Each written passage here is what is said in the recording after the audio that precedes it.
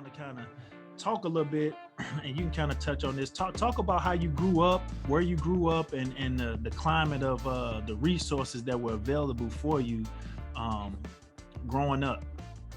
Well, I grew up in the Ville, 1712 Belglade, went to Sumner High School and went to Riddick School in Marshall. Those were the two elementary schools I did attend. Um, Never got any coaching until I got to high school. Mm-hmm. Everything for me was like on the playground.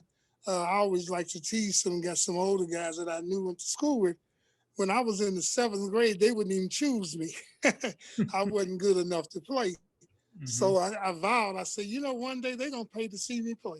Mm-hmm. And 2 years later, when I was a sophomore, that happened. Right. It's something I was the starting center as a sophomore for Jim Price's team. But, athletics played a tremendous part in my life because I always wanted to go to school. I didn't grow up in lavishness, but I did have what I needed. My parents made sure they provided me with that.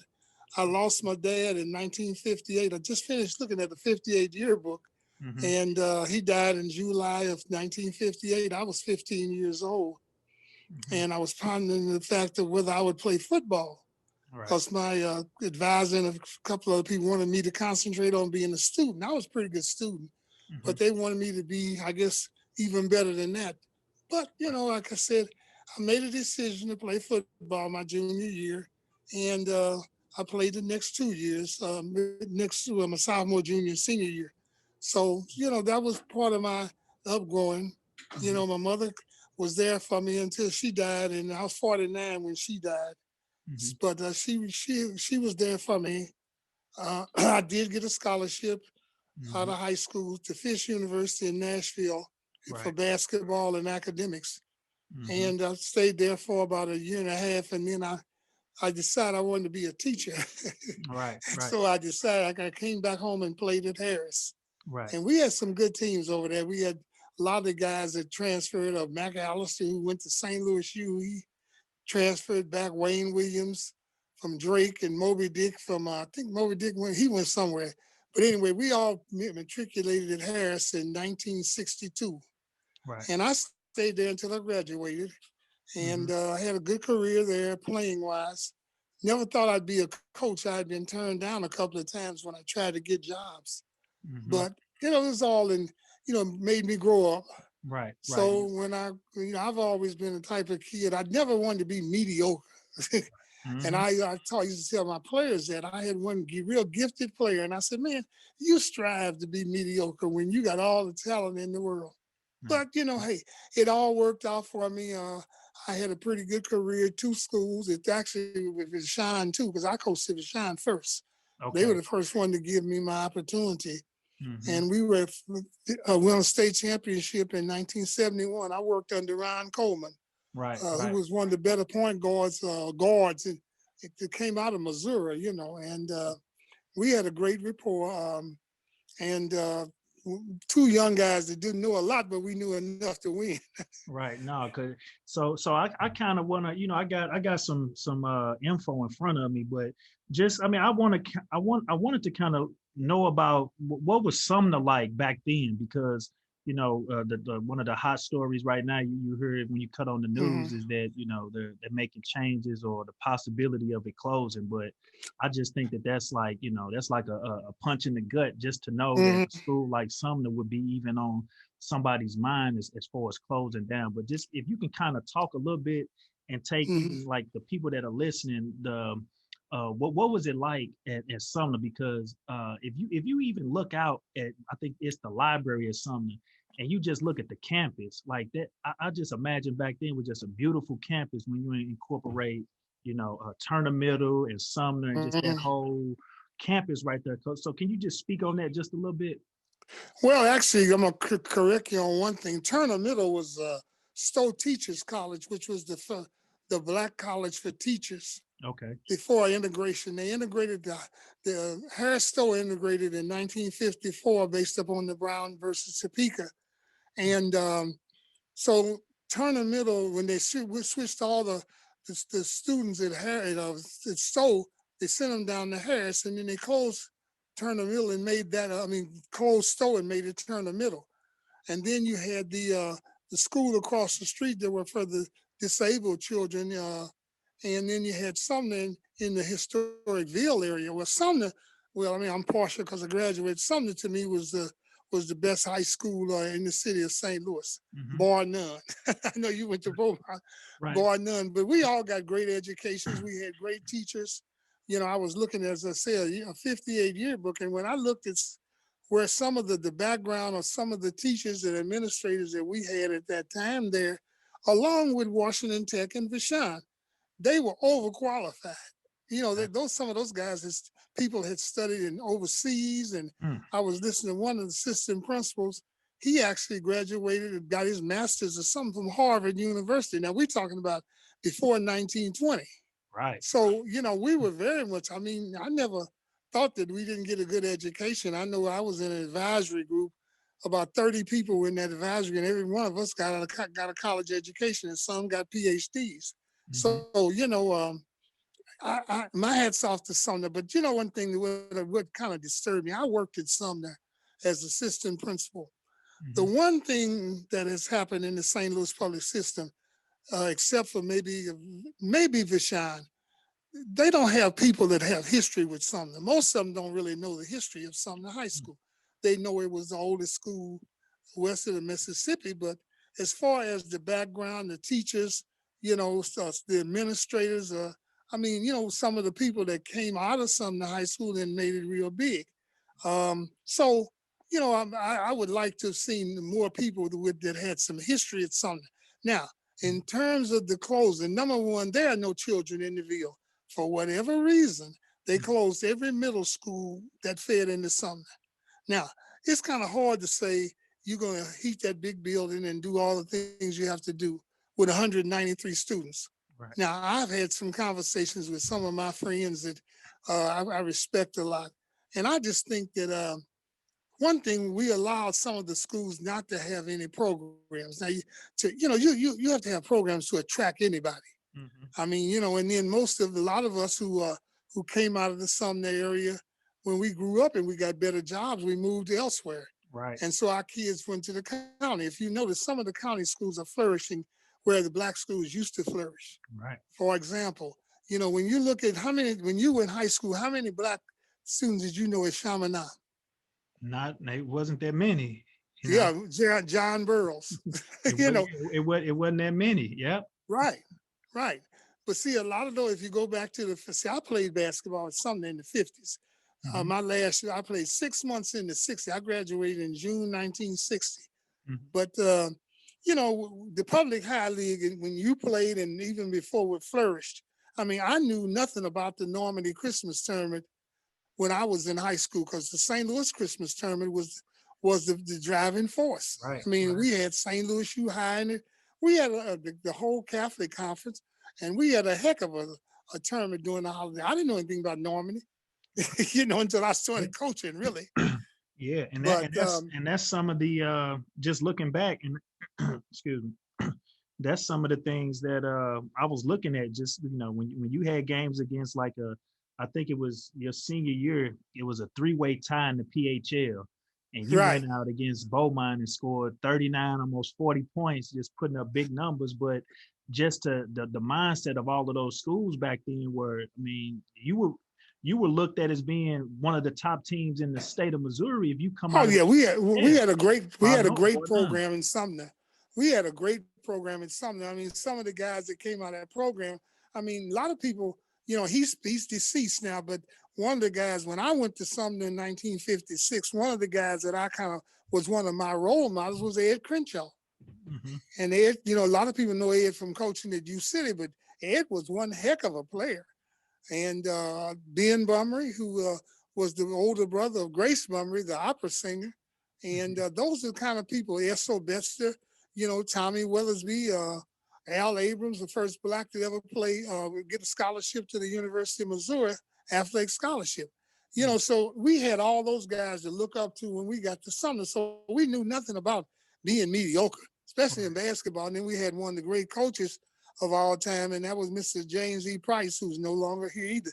But he was my coach, John Algie. You know, we had great coaches, we had great teachers. Um, a couple of years ago, the Alumni Association honored me, and I don't like to talk about me too much, but one of the things I said is that when I went to Sumner, I had some of the best teachers that could. I had some of the best coaches. Me and another guy used to talk every morning, and he was a McBride person, and he was, you know, and I was telling, I said, you know, I don't think I could have got a better education uh, than what I got. And I have a doctorate, but nobody knows about it because I don't brag about it. Right. But I got it after I actually retired. I Mm-hmm. promised my mother I would get one. Right. Completed, brother. I started it, you Right. know. No, and so let's kind of make that transition as far as, you know, with coaching, it's all about adjustment. Mm-hmm. You know, we talk about adjustments in the game, but let's Mm-hmm. talk about like adjustments in life. How did you kind of talk about a little bit making that transition or that adjustment from uh, graduating from Harris and then making that transition to deciding, hey, let me get into education or let me get into coaching to kind Mm-hmm. of as a form of giving back. Well, one of the things that happened, see, when I went to Fisk University, which at the time, I guess between Fisk and Howard, they were the two best academically among the black colleges. And when I actually started out to be a dentist, but then what scared me and intimidated me was the fact that how much it cost to go to med school. Mm, My hair was right across the street from Fisk. So I interacted with a lot of guys and girls from Mahara. And I said to myself, now, you know, to pay this tuition to go to med school when I graduated when I graduated from Fisk, I said my mother didn't have that money. My mother was worked at Famous and Bar, mhm. and that was about the only job I ever knew her to have because she didn't start working until I was in the second grade, 1949. And so I said, well, what occupation can I go into? I thought about law. Well, same thing, you know, law school costs a lot of money. So what happened was Billy Key, the late Billy Key, was the coach at Harris. And so when he found out that I was back home that summer, he came over to my house on Belgrade and we sit up in the living room because I grew up in two rooms, Okay. a kitchen and a utility bedroom, living room. Yeah. So this was in the spring of the year, so it was warm. So I had a third room that we could go to. My dad and I used to bring up wood and set. We had a wood burning furnace, not furnace, but a fireplace, and that's Fireplace. where we would, you know, congregate on the weekends. And the TV was in there, so we didn't do too much TV watching in the daytime Right. during the week because it was too cold in there, you know. Hmm. But anyway, you know, Billy Key came by and talked to me and everything, and my mother said, "Marvin, you might want to go there." I mean, there wasn't that much money. Then I got the government loan. I didn't have to pay anything, and a lot of the guys that I played against in high school were there. Press Vanderford, uh, as I say, Moby Dick, John Reed, Wayne Williams, Wilbur McAllister, uh, and those guys were all at Harris. I said, well, shoot, I guess this is not a bad place. So actually, I went to Harris and I enrolled in what they had at that time. They had the junior college and the teachers college. So I just Okay. enrolled in the junior college to make sure that this is what I wanted to do. Hmm. And so when it came time in 1963, when the junior college moved over to Roosevelt, and we had to make a decision, and I know Chuck Smith was trying to recruit me at Washington U, because Ron Jackson and who else? Wayne Williams were there, and he thought he had a national championship team, and he said, "Well, you could be the other forward." Okay, fine, you know. Hmm. But when I thought about it, I said, you know, I've transferred once and Okay. I'm not getting any younger. So I think I'm just gonna stay over here to this and become a teacher. Okay. And that's basically how it evolved. And Hmm. then when the coaching, I tried to get into coaching in '69. John Smith, who was a very good friend of mine, coached at Sumner. He was getting ready to leave education and go into business. And he Okay. said he recommended me to Sumner High School to take his place as the B team coach. Well, that didn't happen. Hmm. And so I said, well, you know, I'm gonna just forget about this coaching stuff. I'm just gonna try to uh, go back to school, get my degree, another degree, and become a principal, because I was teaching elementary school. I taught at Hickey Elementary, and then Cobregan was my first job. But I only stayed there a month, and then they opened Hickey. So I was the first male teacher at Hickey. I taught fourth grade, believe it or not. And so, I stayed in 1969. I happened to have been over to Vashon. I was staying in the Cleve town. I was staying on Natural Bridge in the Beaumont area at the time. And I was down in the Vashon Center playing a little basketball, shooting around and stuff. And so one of the things that happened was I went over to Maurice's Gold Coast, a little watering hole on Olive. And I remember the late Mike Thomas, who had gone to school with me at Sumner. I overheard him say to Ron Coleman, he said, "Ron, maybe Marvin might be interested in it." And so I knew Ron casually from Jeff City. So Ron came over and approached me and said, "Look, man, I'm getting the head job. Mr. Cross is moving up." And I said, he said, "Would you be interested?" I said, "Well, yeah, But I didn't put no credence because I had been let down before. Right. And so 3 weeks into the school year of 69, 70, I was sitting in my classroom, preparing for the next lesson. And the principal called me down to the office. And I said, "Oh, Lord, what have I done?" I've worked under a staunch principal named Fred Pruitt. He was a very good principal, but he didn't take any stuff. Right. I mean, even as teachers, we had to stay in our rooms even when we did on record keeping day. Right. So anyway, this guy, but I learned a lot from him. I told him later, I said, "You taught me some lessons. You taught me some lessons that I never would forget." And he kind of smiled, but he was a staunch guy. And so anyway, after that, I came down to his office and he said, Bertrand Neal, who was over personnel at the time, wanted to, he said, they're going to send you down to Vashon to be the assistant basketball coach, and you'll teach special ed for a while until they found a position in social studies, that was my minor in high school and college at Harris. And I said, "Well, you got to be kidding." Because, see, I had been let down so many times. I said, this ain't going to happen. And so finally, sure enough, Dr. Julius Stix, who I never knew until that time, approved what Ron had said. And I went to Vashon that Monday and stayed down there for 3 years. And then I got to Soldan. I was, in fact, the funny thing about it, the guy who was AD at Beaumont at the time was Mr. Wade. He had been an industrial arts teacher at Sumner when I was a student. And he approached me after my first year at Vashon about taking Tom Stanton's place. And I said, "Oh, no, I'm not ready for that yet." And so after 3 years hold on, Coach. Why did you think at that time, or was it just the expectation of just taking over for a coach of that stature, and this is like will be your first opportunity? That's why you kind of had some hesitation about it? Well, I knew I was not ready. See, I never got a chance to prepare for coaching. Okay. They took me right out of my 6th, 7th grade split in Hickey and sent me to Vashon. Right. Okay. Well, I hadn't had a chance to learn a lot of things. Right. My first year in coaching, I relied pretty much on what I had learned as a player. Okay. But I did know what I did not know. And after that first year, I went to work on that, because now zone defense, we never played in high school. Didn't play too much in college. So that was a weakness for me. Okay. And a friend of mine, George Engel, he coached in McKinley. Well, McKinley was known for that 1-3-1 zone. And I didn't know anything but a 1-3-1 offense. So I was able to, that team I had at Vashon, that first B team I had at Vashon, they're very special to me. I communicate with them now. Right. Ernest Poe and Adam Jenkins, those two were my two guards. We couldn't shoot at all, but we could drive and we could play defense. Now, I knew defense.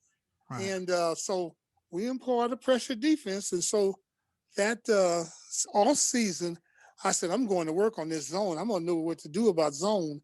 And so I did. I remember it was a guy that was coaching, the assistant coach at Illinois, black guy. He wound up coaching at, what was that school?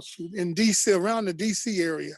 And he put me in a little corner And we talked at 2:00 in the morning. They had a coaching clinic down here at the Chase. Okay. And I stayed with him. 2:00 in the morning, we were talking about zone. When I left him, I knew a little bit about zones. And I brought that to Ron. And I said, Ron, this is the zone offense we might need to use. And that was the year we won the state, 70-71 at Vashon. See? So, but this is going back to your original question. I've always been the type of person that I know what I didn't know. Mm-hmm. And I never tried to shy from it. I see today a lot of people, when I go to games, I see a lot of things that coaches are doing wrong. Mm-hmm. But I don't know. See, I spent a lot of my personal money going to clinics. I went to the Final Four for 30 some odd years. Mm-hmm. And I networked with, I remember one time I was in Vegas and me and John Thompson stood up and talked.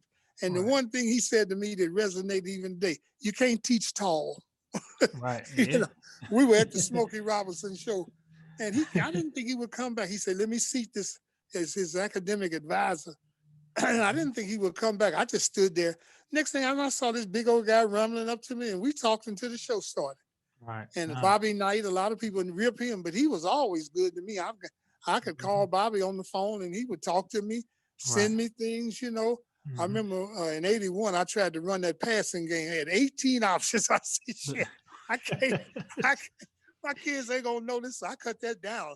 That was the year we won the state in 81. Mm-hmm. But no, I just wasn't ready to succeed standing at the time. Now, 3 years later, when I got ahead, when I was offered the Soldan job, I was ready. I knew I was ready then.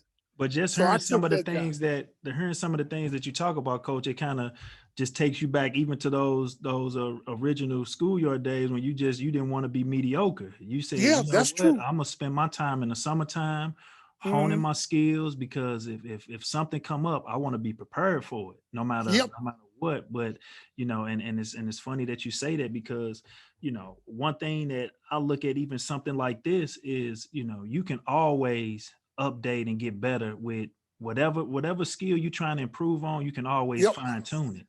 And even this is an example of it right now. Like, you know, by having a lot of outlets kind of shut down for us in the summertime and leading up, I said, you know, let me reach out to coaches and get feedback from them, from having a conversation that we can I can probably learn a lot more from than maybe going to a clinic, because I can specifically talk to them, you know. So right.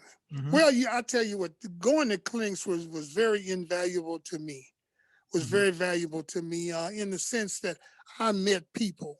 Right. There were some guys we met in Seattle, Washington in '89, and until both of them are gone. One was from Providence. In fact, he coached Marvin Barnes in high school, and then went to Providence when Marvin Barnes went to. Well, that was Jimmy Adams, who was a very great athlete at Rhode Island, one of them schools out east. And then John, Marshall Adams. And so when I, met those guys in Seattle, and we bonded, and for the next umpteen years, we met each other at the Final Four. In fact, Marshall came in and stayed with me. He would come in early. Now, he was the one got me working in Notre Dame. So I worked Notre Dame's basketball camp for several years. Then I got Rudy Perry, who was my assistant, and we would work Notre Dame's camp every year.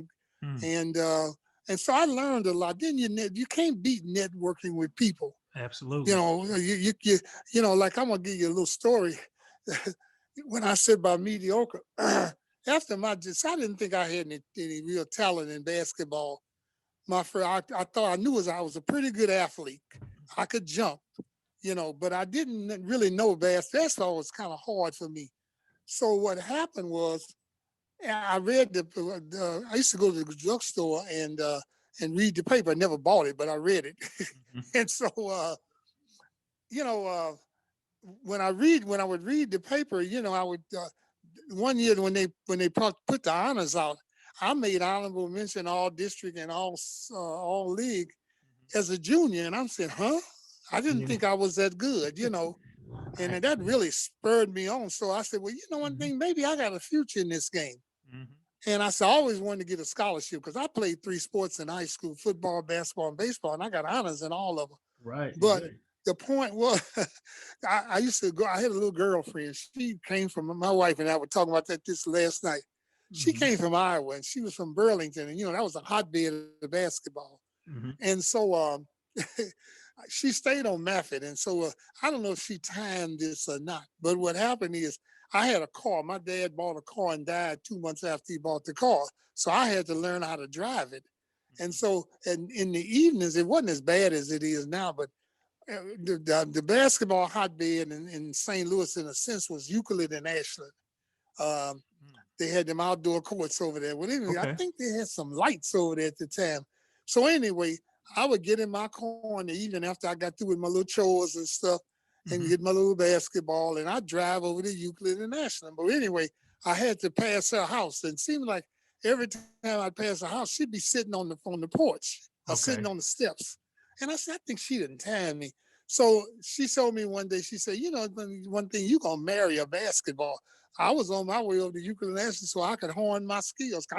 I had no left hand. Mm-hmm. I could drive a little bit with my left. So I worked on my left hand, starting from walking down the floor, dribbling with my left and shooting a layup.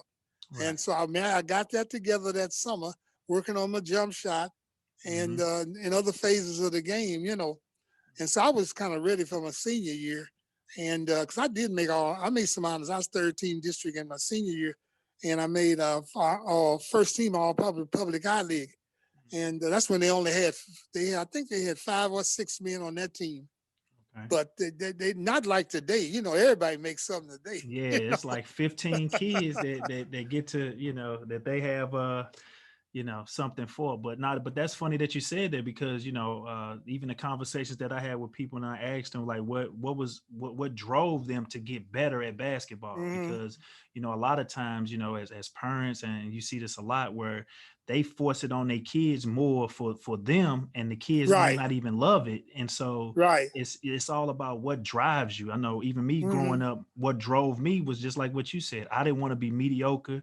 I Mm-hmm. played in the playground, and this was Oh during the yeah. time where they had hoops in almost every school around St. Mm-hmm. Louis. And so Uh-huh. even if you didn't go to a gym, you still had an outlet to play Mm-hmm. outside, and you can play as long as you wanted to, long as the street lights were up, Right. and nothing crazy would happen in that schoolyard. Mm-hmm. So Well, it's see, just we funny to hear couldn't like what were go. the things that They drove you, right? Go ahead. they shut down all the indoor facilities during the time when I was in high school. The summers it was outside, so the Hmm. only access that I had to a basketball gym was outside. And like I say, Euclid and Ashland, that's where all the pros came. The top guy. If you wanted to hone your skills and make a reputation, you had to go to Euclid and Ashland. you know, and and I guess one of the things is that if you lost the game to before and somebody held a spot and you got chosen, then you kind of knew you were on the upper Right. side of the players. Hmm. So, but there was some fantastic players that came. John Smith played in McBride, one of my very close friends. He was a heck of a guard. He played down at St. Louis U, but they Okay. didn't do him too right down there. Hmm. John was better than the guards that they had down there at the time, but for whatever reason, I don't know Hmm. why they just sit him on the bench. Right. But I played, and then the World League was like a semi-pro league. On Sundays, I played up there, Right. and in fact, that when I got hurt and when I really kind of stopped playing competitive basketball, it was in 1970. I tore my patella, Ooh. and I always tease people. I say, well, I scored my 20th point right on in the second half as the second half began, and I never really played to me competitive. I messed around. JoJo White got me out on the court after I had surgery, Hmm. and we were picking teams, and I was getting ready to go down to the other end. He said, Marvin, come on up here. Mm. And I said, oh man, I said, shit, I don't know if this leg is gonna hold out. Well, it held up, and next thing I know, I said, well, I started playing a little bit of pickup, but I never Mhm. played anymore what I call serious ball Right. Right. anymore. Mm-hmm.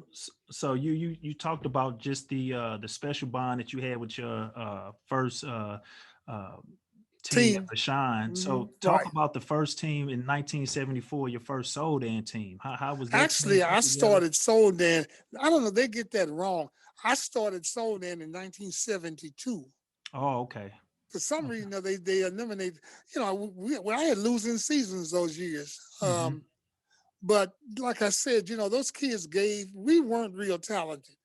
But Okay. I tell you what, like I told Ryan, I said, I had to do, coming from Sumner and coming from Vashon, we didn't know anything about losing. Mm-hmm. And looked like to me when I got to Soldan, those kids didn't know how to win. And Right. I can recall back when I played, they had good players over there. Mm-hmm. But when we showed up to play them in the league or whatever, it's like we 10 points up. The name Sumner High School, that maroon and white. Right. You could see it in their face. Damn, can we win this game? you Right. know, Mm-hmm. and another one of my very close friends, he's no longer living. I don't know if you got Earl Austin's book. They called us the bookie and forwards. Okay. Nelson Yates, who was a fantastic offensive player, he was good. Okay. And he and I were kind of like Chet Walker and Bob Love back in the day, Okay. a tandem, And but like I said, those are the kind of things that when I got to Soda and I said, these guys, man, I used to stay up half the night thinking I could put something on paper and stuff and why we weren't winning because I wasn't used to losing. Right. And then finally, the next year, my third year there, I had Leroy Jackson, Johnny Third Kill, Brian Jones. These are some of the best ball players that came out of here. Right. No, And I I'm know a lot of people would disagree with me, but that Brian Jones was awesome. He's no longer living either, but mm-hmm. he was awesome. And Mm-hmm. that's, who is it? Somebody, Kenny Cade or somebody say, this is the mark by which you measure the Soldan guards, Mm. was Brian Jones. And Brian Jones, we played U City, and they had Hassan Houston. I don't know if you've ever heard of him, but he was great. Right. No. Brian Jones outplayed him. But see, those kids, when I got to Soldan, they did not know how to win. For Mm-hmm. whatever reason, it was just they never knew how to win. And that was really frustrating me. So I had to try to change the culture. Right. And that year was when we got to the quarterfinals of the state, and we lost to McClure. And the kid who hurt me was a kid I had coached at Vashon, Grayling Tobias. I had Oh him as yeah. a freshman at Vashon, yeah. Mm-hmm. And Yeah. we Braylon, wanted to beat. he's officiating right now. He's one of the Yeah, well, top he been a officials. superintendent. Mm-hmm. Grayling has gotten he went all the way up to being a superintendent, I think, of the Hazelwood district. Yeah, Grayling, I Right. know him very well. In fact, I knew some of his family because, believe it or not, the best sport I had coming up was baseball. That's all I want to do is play baseball. Yeah, Everything no, else this, I is mean, secondary. just you think about it back in the day, like this was the a hub for just, like not just all around town, but I mean, even just like what you just speaking on playing baseball, I just think even today's times, like, we concentrate just so much on one particular sport Mm-hmm. when you don't know what you may excel in as you get older, but we played everything, depending Yeah, on yeah, what yeah. season it was, what season we were in, that's what sport we played. That's true. Hmm. That's why I say, I had to go to work in basketball because I concentrated mostly my first 2 or 3 years in high school. I call it concentrating on playing baseball. Hmm. I played varsity from my sophomore year to my senior year in all three sports. Okay. And I always was proud of that because that was unheard of back in my day. You didn't get up to the varsity till your junior year. Right. Yeah. Mm-hmm. Nah, But that makes so coach, just with like even mm-hmm, just talking about, you saying you started in 1972. So I want to kind of parallel both. So in mm-hmm, 1973, they had a teacher strike to right. where it was kind of like the coaches and even the teams were in luau of what was going to happen with their season. Can you kind of talk about that and compare that to what we're going through with COVID, where it's a situation where, we may start off with a season right now. I may not Mm-hmm. start playing my first game until January 5th. And Okay. who knows what's going to happen after that. So can you kind of speak and talk about what was going on during that teacher strike to what you see what's going on Mm-hmm. today in Okay, let me basketball give season? you a little background. That's that first strike.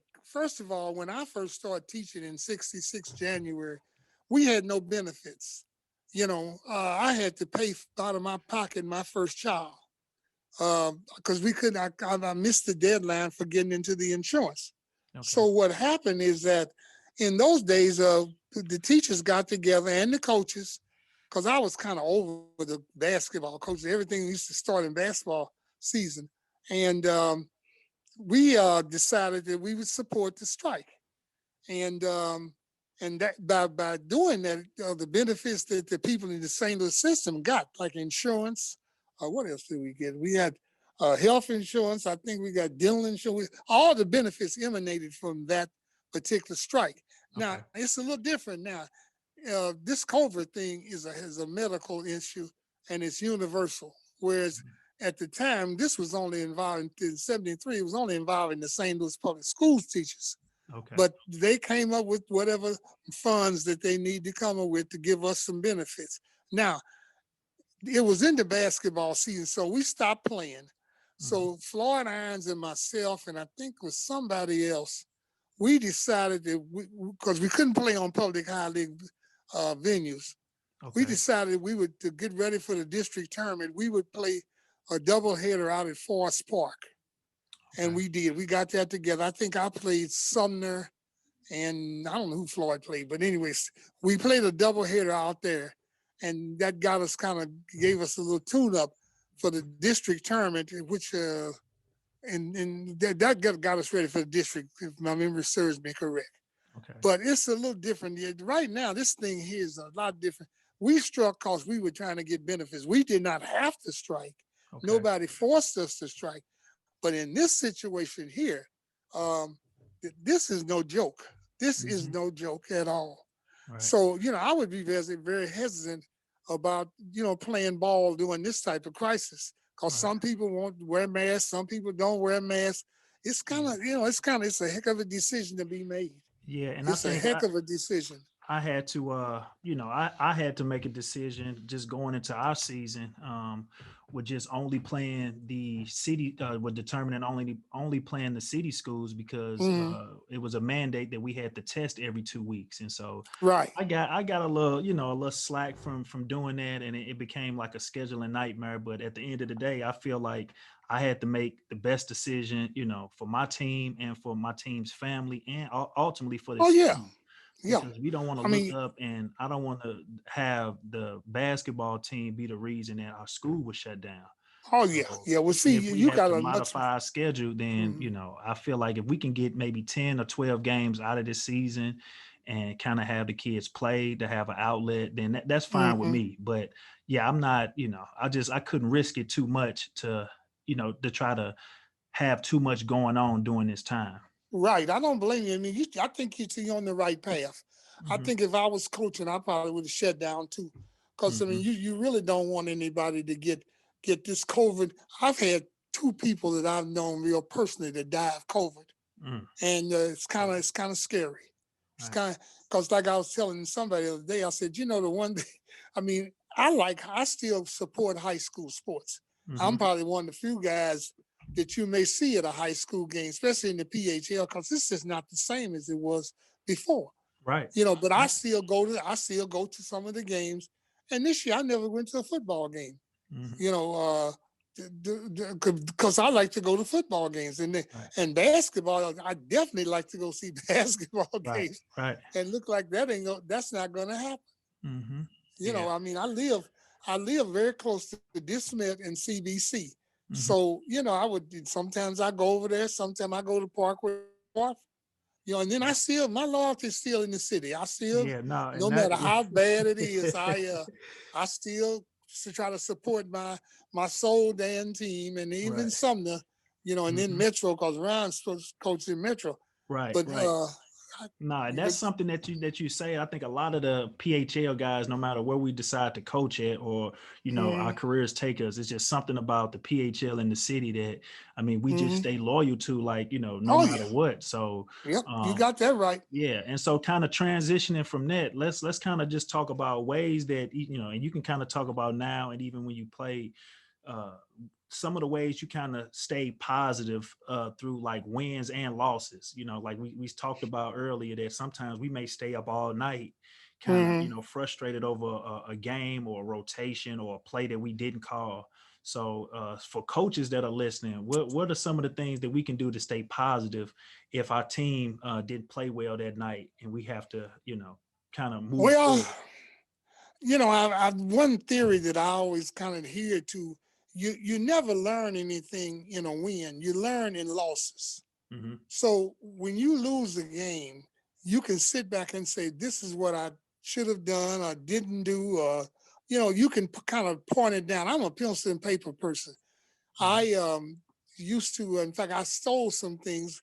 One of the things was from Morgan Wooden. I have in my basement two what I call playbooks, notebooks of stuff that I accumulated over the years. And they just the names changed, although the content didn't. When I then when I Yeah. went from Soldan to Cardinal Ritter, I just changed the name of the book from to Cardinal Ritter.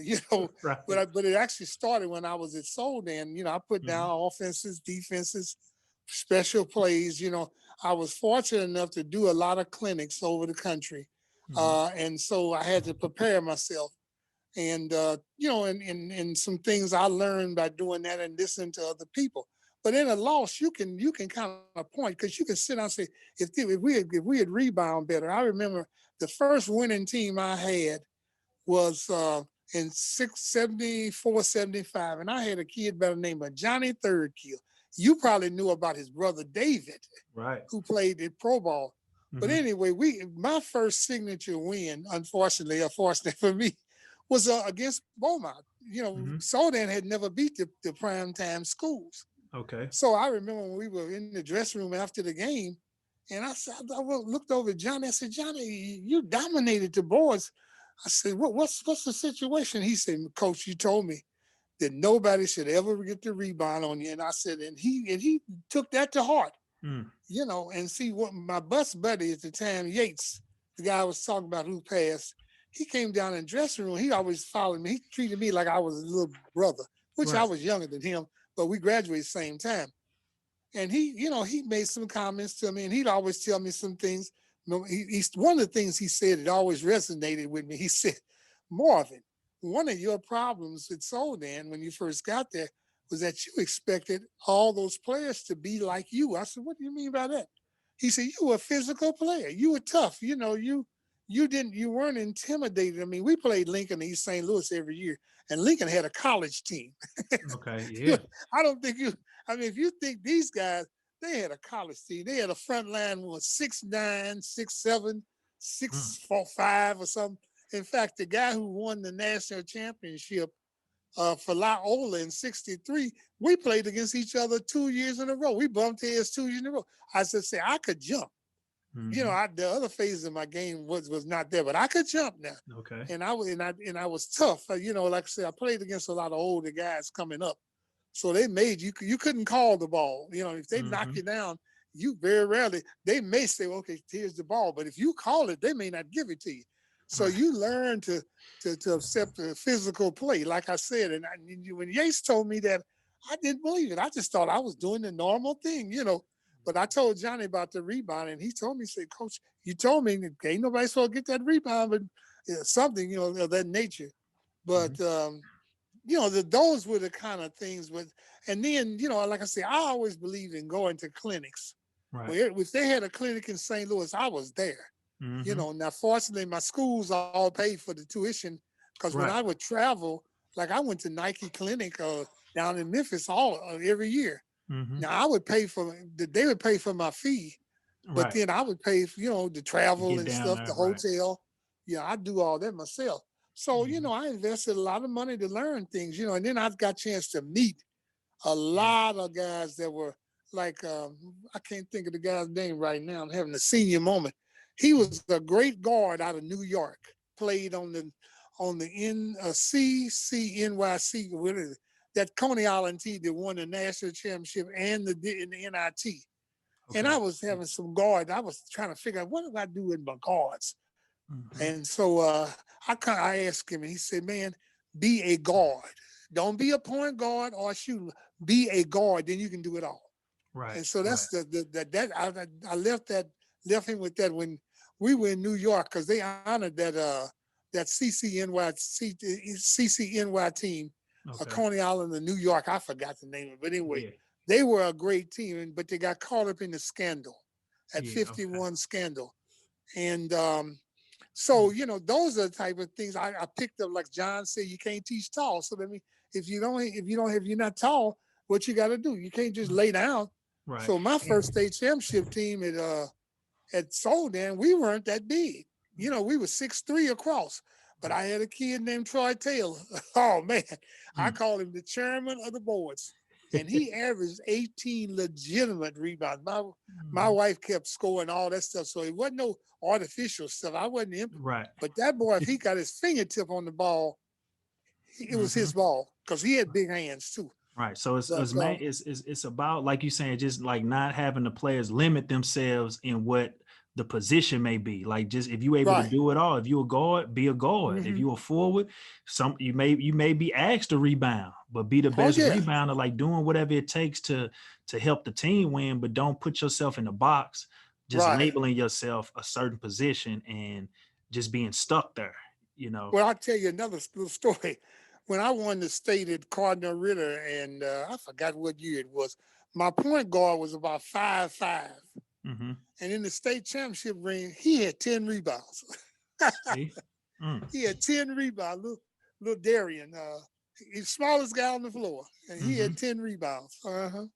Man, Coach, man, you had so much success, and just last question is as far as just making that transition from public to private. So kind of speak on a little bit of your Cardinal Ritter years and some of the things that a lot of the coaches can take from this as far as building a program. So you have success at Soldan, you take a break in coaching, and then you get back with a private school program here in the city, and then you transform that program to another state powerhouse. So what went into that process of building it from the ground up to have that success the years that you were coaching there? Well, you know what happened. I'm old school. So I don't have a lot of rules, but one of the things I had to deal with at Cardinal Ritter was that, to me, if you're going to play for me, you got to come to practice. Now, you arrange all your schoolwork, and I mean, I'm very adamant about schoolwork, but you can't miss my practice. If it's something that you didn't do that you could have done, you have to do that.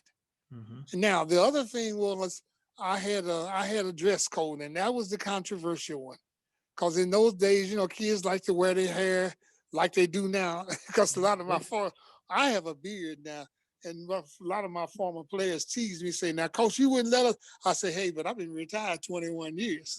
You earned that right to have that beard. Yeah, so I say, well, what happened is Bill Russell was always my favorite player. Okay. And I kind of idolized Bill Russell. And when I was a youngster, I couldn't grow a beard. I barely managed to grow a mustache. So when I started about last year, early part of last year, 1990, I said, I'm going to see if I can grow this beard. And so I caught myself doing it with nobody knowing it. And my wife said, "What is this? You haven't shaved or nothing?" Then my daughter said, "What is this, Dad, you doing with this?" And they kind of grabbed. It's all white anyway. If they looking at me, it's all white. They thought it was a silent protest. You would protest against something, right? But I said, finally, I can do something that Bill Russell did. I never got to be 6'9", but I can grow this beard. And somewhere in this house, I got a calendar. My sister-in-law, my wife's brother's wife, she made a calendar. And hey, Dorothy, she always disappears in the house. But anyway, on that calendar, she got a picture of me and Bill Russell. And I got a chance to meet him. I knew all the black Celtics of the 60s and 70s. I mean, and then David played with the Celtics. So I've been a Celtic fan for over 60 years. So no, that's good, Coach. So, man, I ain't gonna hold you. I got just a couple more minutes on here, but I appreciate this time, Coach. And I'm just sitting up here. I ain't doing nothing. You can take the 2 minutes if you want to, or whatever. I'm enjoying it. I just want to like, we kind of touched on a lot of things, but I guess in closing, one thing that we can kind of touch on just being at like a HBCU, like how important was that as far as being around just the culture of just you would say blackness, but at the same time, because I have a kid he's at a school, Texas Southern, and Mhm. he's having a nice career down there. But it was one thing that we just told him, that it's a different type of a different world going into a HBCU. So can Right. you kind of touch on that just a little bit? Well, he is a very fortunate person because Texas Southern is in Houston, Right. and Hmm. and that's kind of close to what he would be in St. Louis. Hmm. Now, some of the schools, black colleges, we are in, like for example, Grambling. Ain't nothing Hmm. in Grambling but Grambling. Right. Right. I mean, that's a rural area. Hmm. If anybody knows anything about it, it's a very rural area. Now, as far as I was concerned, I went to school in Nashville, Tennessee, which was, that was another one. Like Atlanta and Nashville were kind of, you weren't isolated. I mean, those Hmm. are pretty big cities, Yeah, you can have and something to do while you're there. oh yeah, you had your social life. If you put was very prominent or prevalent at that time there. But Hmm. some of those schools were in isolated areas, and there's nothing you can do. Jackson Right. State. I mean, Hmm. I'm not.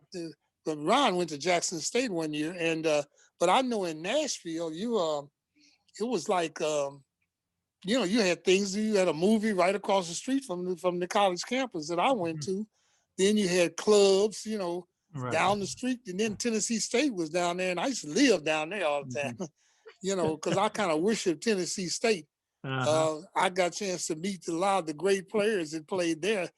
One thing that bothers me about our young people is that they don't know the history. When I went to Fisk University, I had never been to Nashville, barely heard of it, but I used to read the Pittsburgh Courier, and they would chronicle that was a black paper, Hmm. and they would talk about the Gremlins and the Tennessee States, the Florida A&M. So when I went to Nashville, I was very aware Right. of the history of those schools. I mean, Dick Barnett, I don't know if you're familiar with him or not, Right. one of the greatest shooters that ever played a basketball game.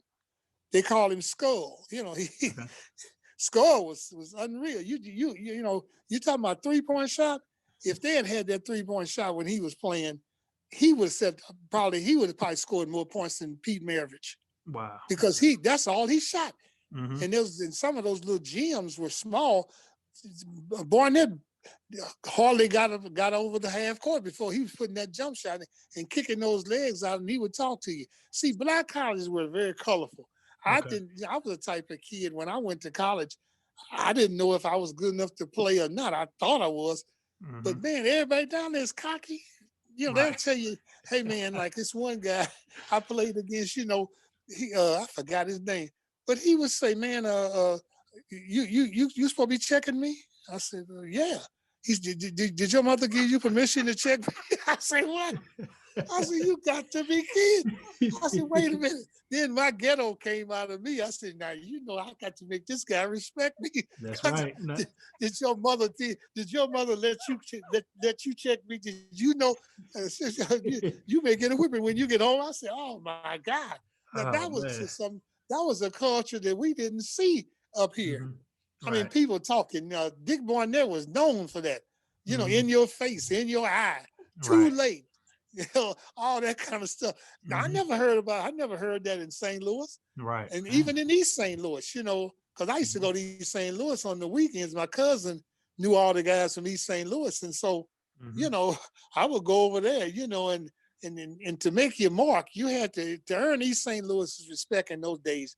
You had to show them that you could play basketball, because Right. there was a myth going around that people from St. Louis couldn't play basketball, Yeah. but No. East St. Louis could play basketball. But we dispelled that, Hmm. you know. No, no, I had to go over there too, just to kind of, prove Oh prove yeah, my worth, because that's right. I had some teammates that were from East St. Louis, so Oh yeah. we was able to go back over there and just prove myself Mhm. when I got to college, to Oh show that yeah. I'm belonging to playing this game. So, but Hmm. yeah, no, that makes sense. But Oh yeah. I could tell you, it was the guy that played at your school. I don't know. Like, they should have been talking about him because he's probably the best player ever come out of Carbondale. So Southern Illinois was Chico Vine. You ever heard of Chico oh Vine? yeah, yeah, Chico Vaughn. Hmm. Yeah. Yeah. See, we used to play pickup game. Chico, tell you, Chico, we were pretty good friends, and I was going to summer school one year, and Chico would come to my house. By the time I got home, I had to get the bus, and I don't know if I mean my car was running at the time. Chico, man, get your stuff together. Let's get your basketball stuff together. Let's go to Carbondale. And I said, oh Lord. So I get him, you put my little stuff in the bag, and we go to Carbondale. So we would go there. It was a club over there called damn. If I call it, you probably know it. Yeah, it's because it's probably changed names so many times, but it's probably still the same place. Yeah, right. Well, we would go there. We would go play get up at 7 o'clock in the morning, play basketball to 12, and go take a nap, get something to eat. And at night, we go to this club and party all night, and then get up the next morning. The whole time we were down there. Yeah. But that Chico, now I'm going to tell you, if you're talking about a guy that didn't get all of his ability, Chico could do everything you wanted him to do on the basketball court. He really should have been a Hall of Fame player. Because I have not seen anything any of those guys could do that Chico couldn't do. I mean, he was about 6'2", weighed 190, he had a good body, and they say he was a hell of a baseball player. But Chico was legitimate. Believe me. Wow. Charlie Vaughn, that was his name. Yeah, he was he was on that 58 parade All-American team out of Tams, Illinois. Yeah, but see, that's another thing. The young people don't know the history. They don't see. I guess because I majored in history, I was taught history all those years. See, I read a lot of books, right. And in sports books, I definitely read them. That's why I knew a lot about players that played before me, and that a lot of people never heard of. But I knew about them because I had read them, especially if they were black, because I read the Pittsburgh Courier all the time. Right.